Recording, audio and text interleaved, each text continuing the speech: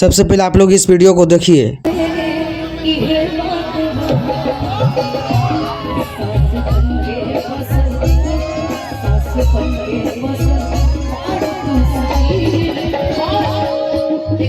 जैसा कि आप लोग इस वीडियो में देखे कि कैसे जो काजल राघवानी जब अनुपमा यादव के साथ स्टेज शो कर रही थी और साथ में डिम्पल सिंह थे, तो कुछ फैंस थे खेसारी भैया के जो खेसारी लाल यादव की फोटो दिखा रहे थे, तो काजल राघवानी का जो है एकदम चेहरा उतर गया था।